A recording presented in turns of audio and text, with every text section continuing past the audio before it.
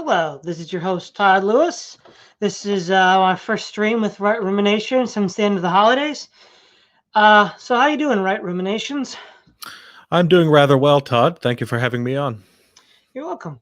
So today's discussion will be about the limits of human knowledge. So what exactly did you have in mind for tonight, Right Ruminations? Well, I wanted to touch on what's often called the skeptic problem, which is something that arose in the early modern period, which largely displaced scholastic and to an extent humanistic philosophy as it had come to predominate in the Renaissance, and to do philosophy from the ground up. So with Descartes in the 17th century asking the question of what can we really know? And then other philosophers like Kant and Locke and Hume and others tried to bridge that gap, that knowledge gap between the fact that we can see that there are things, most probably, in reality, but we don't necessarily have ways of demonstrating those. So you see this kind of thing with somebody on the internet like Stefan Molyneux today, who's a libertarian and who posits libertarian ideas, but is still not entirely convinced that there has been a sufficient philosophical proof or demonstration of libertarian principles. Well, this desire for kind of proof that's beyond doubt, you might say, is something that really intensifies in the 17th century. And it's really that the history of that and the discussion of to what extent there has been any progress and what the whole nature of that discussion is that I had in mind.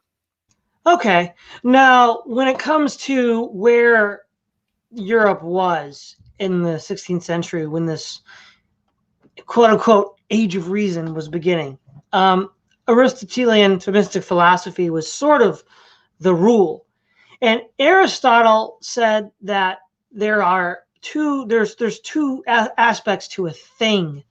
There's the form and the matter. So the form is the shape that a thing takes. The matter is that which it is composed of.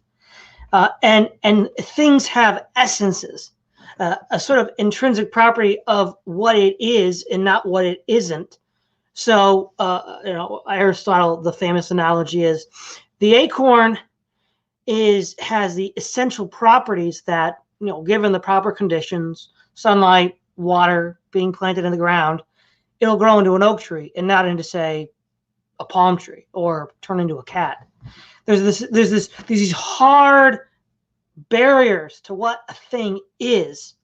Now, of course, Aristotle was perfectly fine to look at the external empirical aspect of what a thing is, and he would do that. But he would also talk about its essential nature, what it is essentially. And Locke and the English empiricists object to this. They say that the only thing that can really be known is the external properties of a thing, not the essential qualities and nature of a thing. And the reason why they argue we can't know the essential qualities of a thing is because we can't empirically verify it. Now, that is sort of the big turning point between a sort of classical medieval look at philosophy and metaphysics and physical objects out there in the world, and then what we have today. Now, if I had to hazard a guess, I think one reason why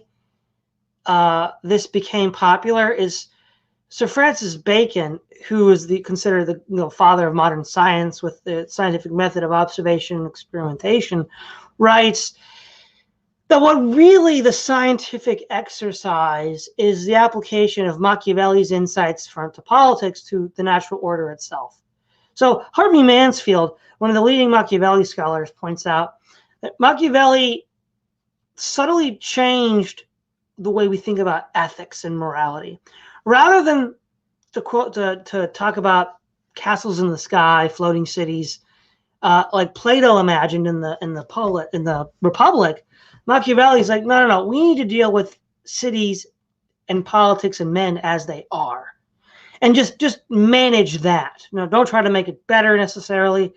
Just manage that. And so, but he goes one step further in his play, The Mandrakes. He basically, the basic premise of the play is there's a childless couple that wants to have a child, and there's a young cad who wants to sleep with the married woman, and they both make an under the table deal that he can do that as long as the child is then the childless couple's child. And Machiavelli then says the lesson is everybody gets what they want by bending the rules. Now, that's the mentality that Bacon says he's applying to the natural world. Now, and then you can sort of extend this to the empiricism of Locke. And again, the reason why things as they ought to be, or things as they are at an essential level, are either from one end of the spectrum denigrated to just being meaningless or whatever, to unknowable, is the fact that they're not empirically verifiable. They're not of sense, and it's really this privileging of sense over what things are at some essential level, or what they ought to or might be in the future.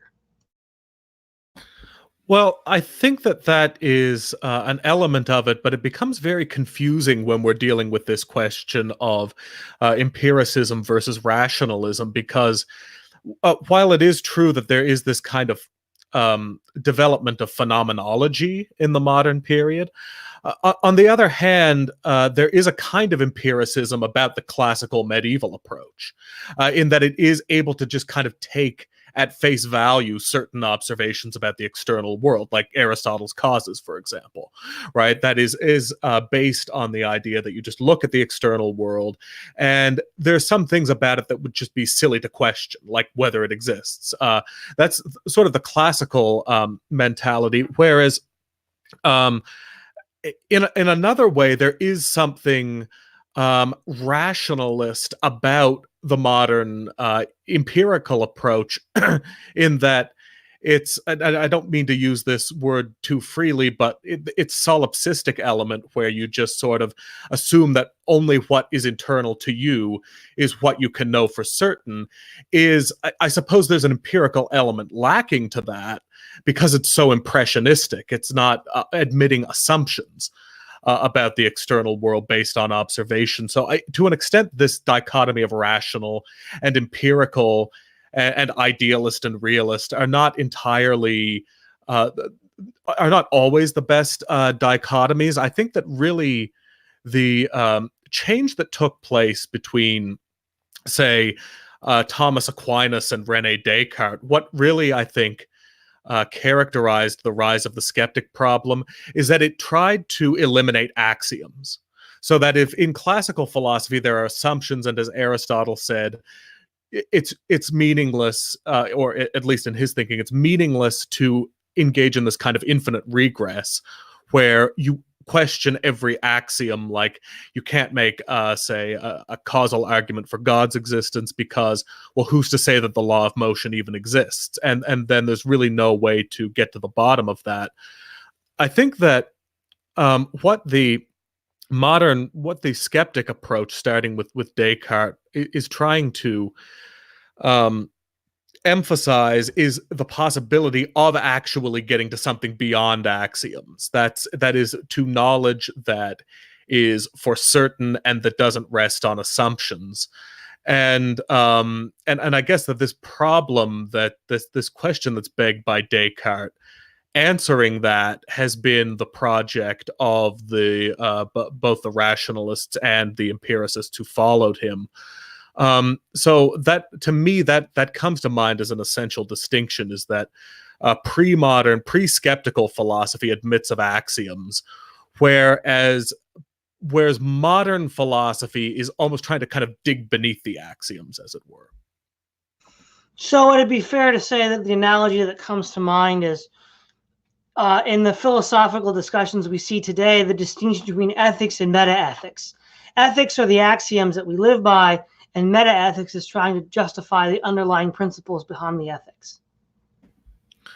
I mean, sure, that way of thinking could be emblematic of that, but at the same time, you could still you could still justify such a discussion within the context of more ancient forms of philosophy, which indeed they did. I mean, they did. There were, I guess, different levels of talking about ethics, but I mean, what I would say, and I would like to get a little bit into what conclusions they actually drew about these things. But one problem that I have, and with the those who address the skeptic question, is that very often, and this is true of Descartes, and I think it's probably true of all of them except for Hume, in my thinking, is that they eliminate existing axioms in order to create a clean slate on which to address the question, but then they proceed to re-import their favorite axioms to support their conclusion. So if an example of this might be that whereas Descartes at first tries to start with a very clean slate, he tries to prove the existence of the self in this a priori way, the existence of existence and things of that nature. But then when he goes to prove God's existence, he says that, well, since I exist and I can know this rationally, the external world exists, that therefore there must be something greater than that as the principle from which that could come.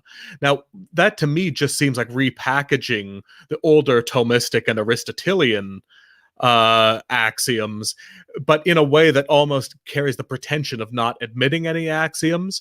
So I actually think that the skeptic question is a valuable one. I am interested in kind of knowing, at least on a hypothetical level, what can we know that's beyond any conceivable doubt. But the problem is that I'm not entirely convinced that the skeptics actually really stayed true to their own project. Well, what this reminds me of is, and maybe I'm mistaken in making this connection, but if you look, it sounds like the skeptics are trying to make every piece of human knowledge a priori. And we really see libertarians try to do this. They start out with the self-ownership axiom and the acting man axiom, and then they try to literally describe every conceivable reality from these original axioms. Now, obviously, classical philosophy made concessions to a priori principles, but it also admitted of a posteriori. There was both. Like there are both kinds of knowledge, and this sort of split that develops. The empiricists say, well, no. I mean, there might be a priori analytic statements, but they're just tautologies, and they're kind of irrelevant. A priori synthetic doesn't exist. And then the rationalists will say, well, we could just ground everything in a priori reasoning, which in the former case, the denial. Let me explain real quick the grid here. So there's two kinds of knowledge: a priori, which is prior to experience, and there's a posteriori, which is after experience. And then the other category is analytic and synthetic. Analytic is where the subject is contained in the predicate. So if we look at a bachelor as an unmarried male, the predicate unmarried male is contained in the definition of bachelor. So it's tautology. And then we have synthetic truth. So an example of a synthetic truth would be there's only one line you can draw through a point over a plane, that it will not intersect the plane. Any other point other than that, it will intersect at some point. So the empiricist wants to say that, well, no, all of these mathematical and logical axioms are just we just run the experiment long enough that we think this is true, and we have good enough reason to believe it's true. And then the rationalists, like the libertarians, will be like, well, no, we just have these starting axioms and we'll just explain everything. And it really is a kind of divorcing of these two concepts, which a classical medieval philosophy sort of held in balance. Well, I think that there is a problem with people who are to try to ground everything in a priori reasoning, and also, I suppose, by people who are more a prioristic, is that there's almost an assumption that we indeed can find any any arguments that cannot be doubted with respect to these questions. It's kind of assuming that knowledge can indeed um, be as certain as they want it to be, and so in that sense, they fail to make a distinction between things that might reasonably be presumed to be true and things which are more kind of immediately and undeniably true, like the existence of existence. Now, with respect to the libertarians, it's a little complicated. Um, I think that the Rothbardian tradition is more empirical in the Lockean sense, in that it's trying to ground things in a sort of natural rights, natural law tradition of what is essential to human existence. With Hans Hermann Hoppe, it's more purely rationalist and Kantian, and is kind of like the argumentation ethics, I think, is actually extremely Kantian, and actually Ayn Rand, even though Ayn Rand claimed that Immanuel Kant was the most evil man in history, there are actually strong Kantian themes in Ayn Rand's defense of the non-aggression principle. Basically, the categorical imperative, act as though it were a universal maxim. Now, the problem with something like that is actually, I think that it does have value. But the problem is that it doesn't have value. It does not have the ability to demonstrate itself in any way that is other than approximative. That is, it might point to a certain truth, much in the way, say, a natural law, empirical Aristotelian approach could. But these things, and this really does start, it goes back to Descartes, this idea of trying to present something as though it were true beyond any conceivable doubt, when really all you're producing are reasonable arguments. Now, if you were just to present it and say, well, I think this is a decent argument for the non-aggression principle, that would be one thing.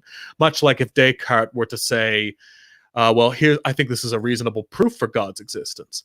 But the reason he didn't do that is because to do that would be to admit that he didn't get any further than Aquinas or Aristotle. And likewise, Hoppe, say, could make the same claim. He could say, well, maybe this argumentation ethics, it doesn't strictly demonstrate something, but it could point to something. But then that would be to admit that he doesn't really get that much further than John Locke in any essential sense. And this is, I think, something that Nietzsche was frustrated with the kind of rationalist philosophers about, that they think that because there's a model that's internally consistent, that therefore the model must be congruous with reality. And so I have my own idea of how you might get around this. And I think that clear thinking is the key. In my thinking, the way to deal with this problem is to divide knowledge into two types: conditional knowledge and coercive knowledge. So coercive knowledge is something like the existence of existence. That is something that's, you cannot, I would define coercive knowledge as that about which it is impossible to lie to yourself. That is, I can tell you I think that existence doesn't exist, but I cannot tell you that without lying, simply because I know that even just to have had the thought, that at least that thought had to exist, that I had the experience of saying that. So if you're able to contemplate that in a given moment, then that is then that has to be true. However, if I am to say that we can know from the law of causality that God exists, that would be an example of conditional knowledge. So conditional knowledge is knowledge that we may have a certain appreciation of its certainty, but we can, logically speaking, we can lie to ourselves about it. So I can tell myself God doesn't exist, and that does not have to be me lying to myself. So I think we need to first draw those two the distinctions between two types of knowledge. The coercive knowledge, which requires no axioms and about which it is impossible to lie to oneself, and conditional knowledge, which relies on axioms and about which you can lie to yourself. That is interesting, but there's a point that I think you made earlier that I want to riff off of, is the rationalist claim that they have found an internally consistent philosophy. Therefore, it's an accurate description of reality. Obviously, Ayn Rand falls into that category. Objectivism was chosen as a title because she was conceited enough that her view of reality was the only objective view of reality. Obviously, certain kinds of Hoppian or Kantian libertarians, I think even Mises was a bit conflicted. In some sense, he was a Kantian, in some sense, he was an empiricist. So, yeah, whatever, try to square that circle. But the point is this. There's two criticisms that I have. The first one is that they actually think they have a self-consistent philosophy.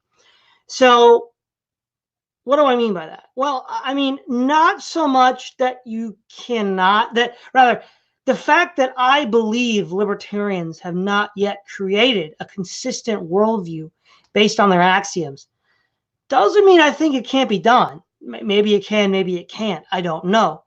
But what I would say is I don't think it has been done. And for anybody who's interested in my thoughts on that, I would recommend them to my debates with Walter Block and Stefan Kinsella. Now, assuming we could get an internally consistent libertarian position, is that itself enough to demonstrate that it's true? No, because Marxists could develop a completely internally consistent philosophy from their axioms, and there are a priori Marxists. For example, the very person that Hoppe got argumentation ethics from, Appel, was a Frankfurt School Marxist. So, he's sort of stealing it from the a priori Marxists. And then, so if you have an a priori Marxist and an a priori libertarian, I don't know how you could prove how either one could prove the other was false. I mean, presumably, one could demonstrate an internal contradiction in the other, but assuming for the sake of argument that both were ironclad in their internal assumptions and extrapolations, there is no a priori resolution.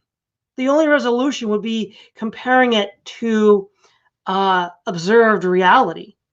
Because again, we do have two totally consistent positions based on different axioms. So I think the only way you could resolve it in that case would be an appeal to observed experiences, which both tend to be allergic to.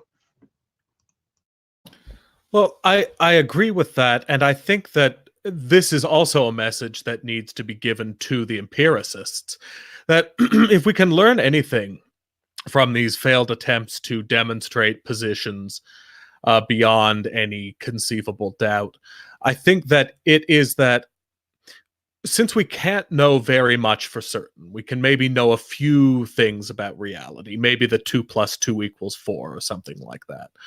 But because all of these very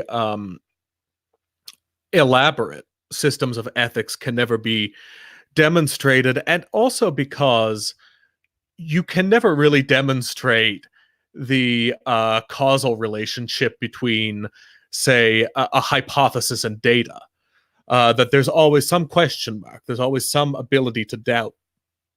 For both the empiricists and the rationalists, since we don't know anything for absolute certain, therefore we should be interested in admitting as much information as possible.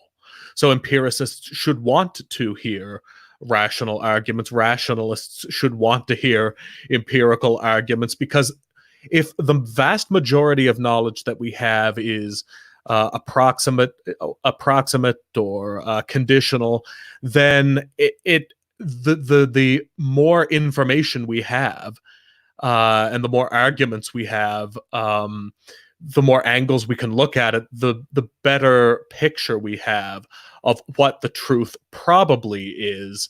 And I suppose the first step for that is if with respect to the rationalists, is deconstructing the infallible pretensions of these a prioristic assertions. Oh, I would completely agree with that. And what's interesting too here is how these rationalist a priorians have developed. So the very idea that there is knowledge prior to experience comes, at least in the Western tradition, from Plato, where I forget the name of it, but it's a dialogue he has with a slave, and he goes through the slave's past lives through either pre-existent souls like Origen speculated, or reincarnation like Pythagoras speculated. But regardless, he had previous lives for which he had this knowledge that Plato drew out. Now, you could also argue that that knowledge was implanted by God. But the point is, to have knowledge prior to experience, you ipso facto cannot be a material creature. Because where is this information coming from? If you're just, to quote Hume, a bundle of impressions, the problem, as Kant pointed out, is how do you, the software that you use to even process those impressions has to already be there in place for you to engage with reality. And Chomsky more or less agrees with Chomsky, the linguist, the actual credible scholar, agrees with Kant on this, that biology demonstrates that humans have these built-in learning techniques. But it's not just the learning mechanism. It's the actual datum, the actual propositions. If they exist prior to experience, where do they come from? They either can come from, in the Western tradition, they've either been ascribed to past lives via reincarnation. That's also popular in the East. Or it was planted there by God. But the joke is that almost all these people are atheist, which makes it really bizarre, Well, I think that in a sense I disagree with you, but in another sense I take the point. I mean, I think that in pointing out that these people are atheists, you draw our attention to something important, which is that in order to sustain their arguments, I guess you have to move beyond the kind of assumptions that their arguments were meant to defeat. In other words, you can't say rely on the kind of metaphysical expansiveness that you see in somebody like Plato if you are going to try to justify things as a materialist. And so yes, there is the question of, well, what is the kind of pre-material mechanism that lends itself to the apprehension of these material impressions. But on the other hand, I wouldn't want to fall into the trap, and this is where I disagree, I wouldn't want to fall into the trap that they themselves fall into of assuming that simply because something seems tenuous, that therefore it constitutes some kind of logical impossibility. I mean, if I were speaking to Kant, if I were to sort of play a devil's advocate on the part of Kant or Hume, actually Hume in this instance. Pardon me if I've been saying Kant. I've been meaning to talk about Hume. That basically, there's nothing logically contradictory about saying that, well, maybe that I am a bundle of impressions because that's the way this one pure phenomenon works.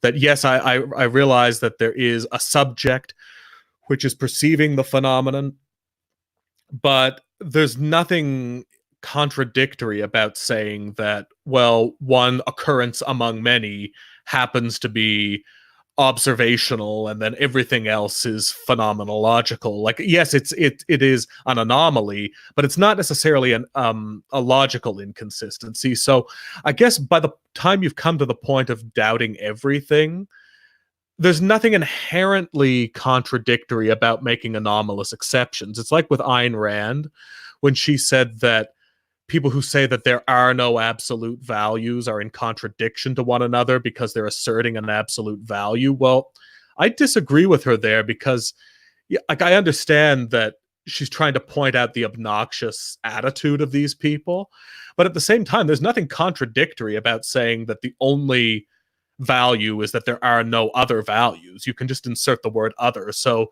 Hume could have said there are only impressions except for the thing that's interpreting the impression. So I don't really see it as logically inconsistent. So basically what you're saying is the initial articulation was poor and their opponents were not steelmanning them. That's exactly right. And I think that by the time you've come to to open the box of reality to the extent that they have, you're really not in a place to be denying the possibility of weird anomalous exceptions. Well, there's another point too. If we try to, reinvent the wheel with the skeptic problem, the other problem then is if everything is equally unlikely due to asking infinite regress questions, then what would cause us to prefer one explanation over another once we've deconstructed everything because they're all equally unlikely? This sort of gets to the original point that you made. What ends up actually happening is that their preconceived pet values are the ones they arbitrarily choose from this milieu of nearly infinitely distinct but no more or less probable positions. Right. So this gets back to something that I touched on earlier, which is I think that first of all, I think we need to become better at organizing these ideas so that we know what we're talking about, so that we don't end up like talking about two different types of knowledge. So I think that basically here's the issue. The fewer axioms you have to admit to make an assertion, the more certain it is. But at the same time, the more axioms you admit, the more things you can claim to demonstrate. So if you take once again St. Thomas's at least attempt to prove God's existence, because I think it's a fairly simple one that a lot of people know, that kind of rests on a moderate number of axioms, like causality, the impossibility of an infinite regress without a first mover, and just these kind of basic Aristotelian presuppositions. And so if you're trying to address the question of is that a sound proof or not, my answer would be it depends. It's not a coercive proof because you are importing some axioms, but at the same time, you're not wildly importing like completely untenable axioms like all people are equal in all respects. It's not like that. So what I would say is that what we're looking for are syllogisms that are expansive enough to include enough axioms that they can actually talk about real phenomena, but are selective enough in their importation of axioms that you're not just a vegetable kind of asserting that existence exists, or I think therefore I am. And I think that we just have to be honest that the more things we're able to prove through the importation of or assumption of further axioms, that the less certain it is. So there is no, say, coercive proof of God's existence, but there are some relatively good proofs of God's existence. So I think first you have to define, are you talking about absolute proofs or conditional proofs? And just to realize that everything is on this scale, from things that have so many axioms backing them up that they're basically meaningless, to things that have so few axioms like cogito ergo sum that they're basically not talking about anything, and just kind of have a sort of humility or sense of the scope of how certain our knowledge is and how expansive it is. Well, it's interesting that this call to epistemic humility, it reminds me of a comment that I made to a friend the other day. I was talking to a friend about the sort of epistemic standards that, say, someone like myself as a Christian or someone like myself who holds relatively conservative and unpopular opinions has to overcome compared to other ideas. And I gave the analogy that, well, I'm up at the baseball diamond and I have to hit the impossible curveball thrown by, the greatest baseball player in history. Whereas all these other ideologies are playing t-ball and getting home runs. But here's the thing. I mean, obviously I think that's true with critics of Christianity, but really everybody does this. So when the libertarian debates the socialist, they're both throwing each other impossible curveballs. They're raising a level of epistemic impossibility that no ideology in principle could ever satisfy it. And so, of course, the socialist can't satisfy it. Of course, the ANCAP can't satisfy it. But the problem is, the person making those claims never applies it to themselves. They apply to themselves much more generous, much more modest, much more achievable epistemic limits. And I think, to tie it back to what you said, we need to all be aware of this, and we all need to acknowledge that there's we often give ourselves softballs and we give the opponent impossible curveballs. We need to have some sort of reasonable, objective epistemic court of appeals. It's more than just playing t-ball with kindergartners, but it's not the impossible curveball either.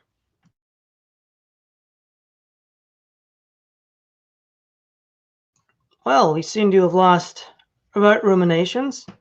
So I guess I'll riff on this a bit more. But yeah, it's this idea that Noam Chomsky, when he was on the Bill Maher show, gave the definition of hypocrisy. He said it was from the biblical prophets, and the explanation was one rule for me and another rule for you. And the rule for me is often lax and easy, and the rule for you is very difficult, if not impossible. And avoidance of hypocrisy is just one consistent rule for everyone. And we don't really see that. Oh, hey, you're back. So much for that New Year's resolution. So I missed the 10. Okay, where do I need to pick up? Well, you were just talking about the need for epistemic humility, and you'd gotten into the arguments that these libertarians had, and I think I heard most of it, but I didn't really hear the conclusion. Okay, so let me just briefly restate it. When the socialists and the libertarians would debate, when I used to watch those popular debates, much like the theist-atheist debates, the libertarian would hold the socialist to, well, the analogy that I gave was, imagine you're up on the baseball diamond and your opponent put the best pitcher against you who has the impossible curveball that nobody can hit. So you miss it, you strike out, and they're like, yeah, we win. And then when they go up, they're playing t-ball and they hit a home run and they think they did great. Both sides are actually doing this. The socialist is throwing the impossible curveball to the libertarian, and the libertarian is throwing the impossible curveball to the socialist, or any other fill-in-the-blank debate on YouTube, on the internet. And the problem is, nobody could in principle ever meet those exacting, impossible epistemic claims, not even their own ideology. So that's why they have to have a sort of second-tier softball version of epistemology to appeal to for themselves. And I think what you're getting at is that there is this disconnect, and then what we need is a commonly shared view of epistemological court of appeals that is in between the impossible and too easy, that's respectable, that all of us can use. Well, what comes to mind, and I think that that's exactly right. What comes to mind is something that the historiographer David Hackett Fisher said about how we have to have discussions. And he said, do we have to define our terms for all places and times when we have a discussion? No, but that doesn't mean that we don't need to define our terms. Every proper discussion, logical or otherwise, starts with, and I suppose to the extent that it does this, it is logical, with a proper definition of terms as you intend to use them for that discussion or article or theory or whatever. So I think that if you are to have a discussion about whether God's existence can be proved or whether the non-aggression principle can be proved. Well, of course, the non-aggression principle and God's existence can be proved if you import enough axioms, because anything can be proved because some axioms contradict one another. Whereas, on the other hand, of course, by some standards, neither of those things could be proved because on a certain level, if you hold people to a certain standard, it's impossible to know almost anything with a few exceptions.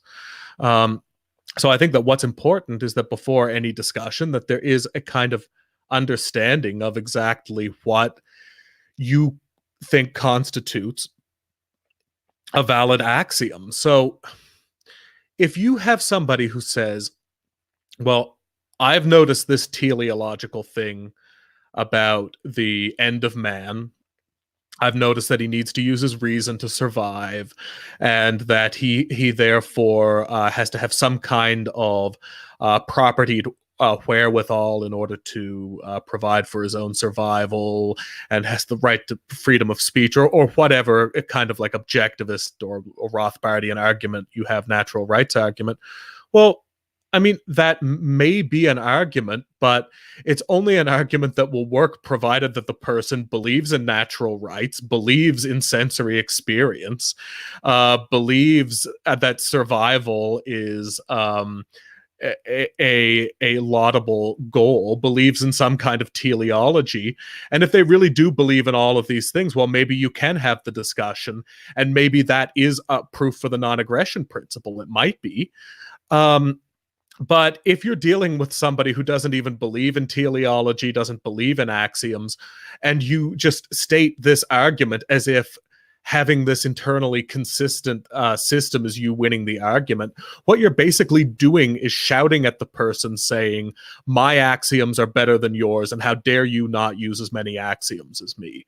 And at that point, it's not really reason. It's more of like a kind of rhetorical trick. Oh, exactly. And related to that rhetorical trick is the idea when a thought leader says, well, so-and-so is an idiot because they believe Y. Well, that's only considered absurd to people who share your axioms. The people who disagree with you on the other side of the aisle don't share those axioms and wouldn't agree that that person is absurd for holding Y. All that really is just preaching to the choir, and is generally boring, but tends to be most of what internet debates are. Right. I mean, I don't know all that much about this person, but because people have been trying to push me into looking more into him, I watched some things. I watched the debate between Styx, Hex, and Hammer and E. Michael Jones, and I don't know why. For example, quoting Saint Augustine to like a libertarian atheist audience carries any kind of axiomatic or rhetorical weight, but it was as if simply by invoking the name of Augustine that it actually carried some kind of weight. Now, in a sense, I'm being unfair because he was probably more. He was wearing rhetoric on his sleeve at that point. It was almost like a kind of poetry, but at the same time, I think that the willingness to do that in that kind of context is reflective of this kind of thinking. Here's the thing. When you get to the point where Aquinas deals with the question of, can you have an infinite regress? Could the world have existed forever? Or pardon me, not could the world have existed forever, but could there have been no first mover simply because the chain of causality extends backward forever? And he says no, and the reason it couldn't is because then there would be no first mover, and therefore the chain could never have begun. Now, in a sense, Aquinas is doing something proper there. He's basically inviting the person to take a closer look at their own axioms and asking them, well, do you really believe that you can have an infinite regress with respect to causality? Do you believe you can have causality without a first mover? Now that's a valid question, but the problem is that the person could conceivably at that point say, like Ayn Rand did, well, no, I really do believe that it could be part of the nature of causality that it doesn't require a first mover, that it is a limitless chain of movements within, in which that rule only applies within the chain. There's nothing logically inconsistent about that unless you have bear the same assumptions that Aquinas did.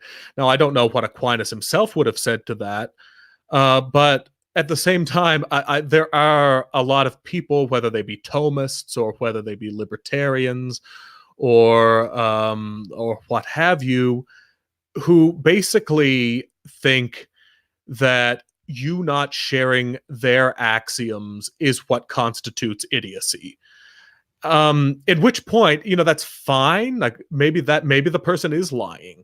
Maybe that's what it is. Maybe somebody who doesn't believe in who believes that causality can take place without a first mover is a liar. Fine, but what's the point of even having the conversation at that point?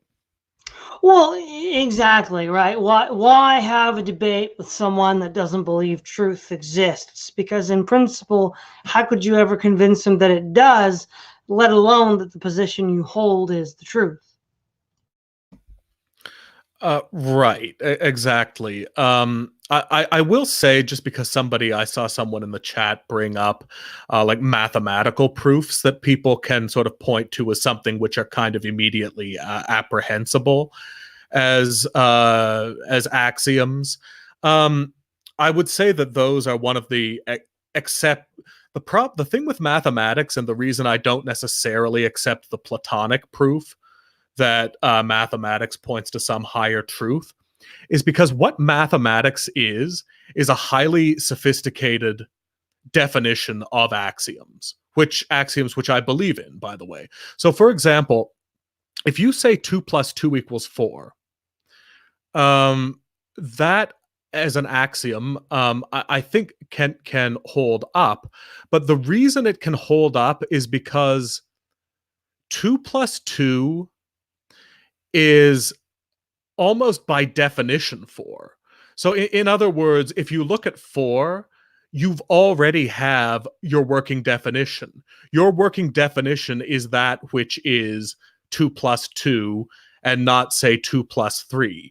So if the reason that 2 plus 2 can't equal 5 is because we already have a working axiomatic definition of 5, you might say that 5 is defined as that which is not 2 plus 2. But that doesn't really demonstrate any other truth. What that demonstrates is that we've really defined our terms well for this conversation. And I guess it's that kind of precision that I would wish to see, or even if not precision, because the problem isn't necessarily stupidity, it's bad faith, I think, in a lot of instances. It's not that I want people to define things with that degree of precision, but with that degree of honesty, I think. Yeah, well, I'll give you a good example. So the theist starting axiom might be, God is that which nothing greater can be conceived. And, a lot of skeptics will roast that. But when you actually look at the philosophy of the skeptics, so for example, libertarian skeptics, the self-ownership axiom, or maybe communist or socialist skeptics, and maybe some axiom from Marx like class struggle, it's not entirely obvious that those are any more plausible than Anselm's, and Anselm's any less ridiculous than theirs. Right. I mean, I have to admit I do share their attitude of dismissiveness toward Anselm, except I like a better example. They often say, well, I imagine the perfect island. Why doesn't exist? I prefer the example of a dwarf in my closet. I mean, I could open the closet and see the dwarf there, but I've done it before and he's never been there. But yeah, at the same time, I am very curious to see. I realize that there have been the Protestant church theologian, or not theologian, I guess his historian of philosophy, Ronald Nash, who I think was also into Austrian economics. Anyways, he's passed away. He, for whatever reason, did like the what would it be, the ontological proof of God's existence, and he said that there were some more sophisticated explanations of it, which I will admit I haven't heard. But you're absolutely right that, for example, if they were true to their standards, then all of the skeptic atheists would by definition have to be agnostics. There's no epistemic reason why, if the various axioms which are posited as proof for God's existence are held in doubt, that the assumption that because something hasn't been proven, that therefore it ought to be presumed not to exist, is just as axiomatically dependent. I mean, maybe the lesson is that even though, you know, you and I believe as a matter of faith in God's existence, and we're not fideists either, that nevertheless, I think epistemically, what I'm arguing for here is a kind of hypothetical agnosticism, which the skeptics are the ones who are least likely to live up to. Yeah, exactly. It's bad faith, as you pointed out. Now, I guess maybe for the remaining time, it might be instructive to discuss solutions that one could try to overcome this. So, to the extent that I've debated libertarians and other axiomatic philosophies, the general understanding that I come to is that in the debate, I'm not likely to change really the opinions of the person I'm arguing with, and maybe not even that many of the people that root for him in the audience. But what I can do is, if there actually are internal contradictions in his philosophy, use assumptions that he has, and then point out that that this and then one or more other assumptions don't mesh. Or I think even more effectively, the position that you are defending, try to demonstrate that it actually follows from one of their axioms, and that they're not consistent enough with their own axioms to come to the conclusion that you're defending. Now, that may not actually change their mind, but what it does do is it sort of pulling out the rug from under them, which is, I think, a bit easier to do than, you know, than forcing them to just throw everything out and start over. It's like, look, yeah, I want this, and your axiom over here, if you followed it consistently, would lead to where I'm at. You need to get on board with the program. That's one possible way. You know, another possible way would be to say, well, look, we both want the same thing in this instance, but this axiom that you have, if you follow it to its conclusion, doesn't actually get you to this place, but my axioms do. I think those tend to be more constructive, though, again, if the other side is incorrigible, only to a limited extent. Well, I mean, I wish I could be even that optimistic, but what I've learned, and I think I mentioned this previously with some humor, is that the problem is that people who pretend to be pragmatic, and they might signal socially in a way that almost makes you think that you could appeal to them pragmatically, are often idealistically pragmatic. And by that, I mean that they pretend to be pragmatic, but in reality, they're not so much married to the outcome as to the process. So they really do believe that the means justify the end. But they're pretending to mean that the end justifies the means. So in other words, like if you're talking to, say, some collectivist authoritarian on the alt-right, it's not just that your methods might be better at achieving their end, because in a way, I think they're actually married to the method. They're actually married to the process. So, for example, it's not like, even if you were to prove that censorship, say, didn't work, to the effect of, say, eliminating, I don't know, whatever kind of bigotry that the modern left thinks needs to be eliminated. In a sense, that almost wouldn't matter, because I think that they really just get their kicks out of the process, out of something like censorship. So in this sense, I guess I'd go in one of two directions. I'd say either you're dealing with rational people who are interested in argument for its own sake, or you're dealing with people who are not. Insofar as you're dealing with people who are, I would reiterate what I had advocated as a solution of basically saying, well, what you are saying may or may not be true depending on how many axioms you admit. And what I am saying is that not that what I'm saying is infallibly true, but that if you admit such and such axioms, then what I am saying follows from those. And so you can describe it in terms of this scale of veracity between being able to prove very little with great certainty and being able to prove a lot with very little certainty. But when it comes to actually changing heartfelt beliefs, especially with most people, I tend to agree with John Henry Newman that basically proofs are kind of inherent in experiences, and people mostly come to change their mind when they were meant to change their mind. And I don't know if there really is any rug big enough that it would change their mind even were it pulled out from under them.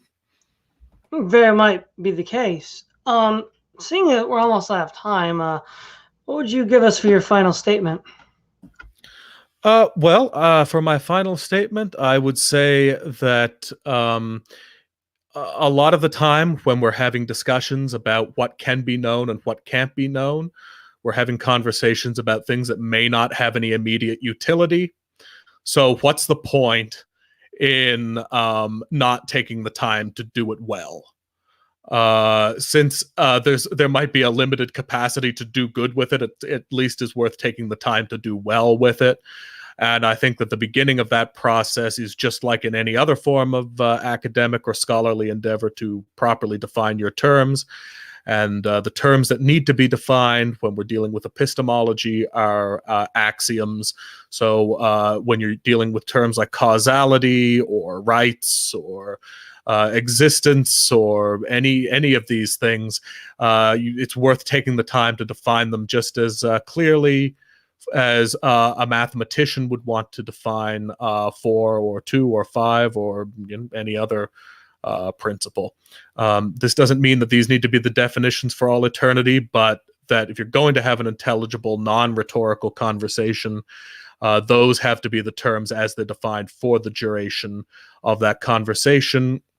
Thanks again for having me on, Todd. And as always, I'm assuming my channel will be linked below, so you can find more of my work if you're interested there.